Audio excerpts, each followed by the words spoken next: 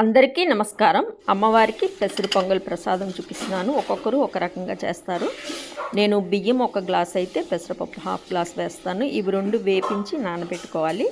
దీనికి నెయ్యి 2 స్పూన్స్ తీసుకోవాలి. పెప్పర్ జీలకర్ర పొడి, అల్లం ముక్కలు, ఇంగువ, జీడిపప్పు, కరివేపాకు ఇవన్నీ జీలకర్ర ఇవన్నీ వేగాక ఇంగువ వేసుకుని మనం వాటర్ వేసుకుని రైస్ వేసుకుని 3 విజిల్స్ పెట్టుకుంటే సరిపోతుంది.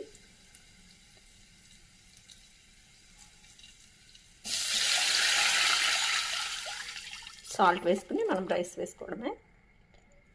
అంటే మనం డబుల్ ద క్వాంటిటీ వేసుకుని 2 గ్లాసెస్ ఎక్స్ట్రా వేసుకోవాలి. అప్పుడు రైస్ సాఫ్ట్గా ఉంటుంది. మనం అయిపోయాక కొంచెం గీ వేసుకుంటే ఇంకా టేస్టీగా అమ్మవారికి ప్రసాదం చాలా బాగుంటుంది. రైస్ చూడండి, వాటర్ మనము ఈ ప్లేట్తో కంప్లీట్గా వడకట్టుకుని వేసుకోవాలి. మనం ఇప్పుడు ఈ బాయిల్ అవుతుంది కదా, ఈ వాటర్లో వేసేస్తాము. అలాగే పెప్పర్ జీలకర్ర పౌడర్ చూడండి, నేను 1 స్పూన్ వేసుకున్నాను. మీకు కారం ఎక్కువ కావాలంటే ఇంకొంచెం ఎక్కువ వేసుకోవచ్చు.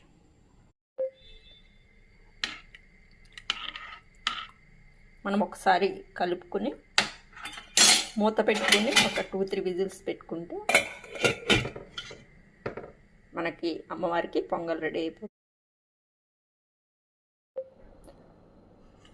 పొంగల్ చూడండి, వేడి వేడి అమ్మవారికి ప్రసాదం.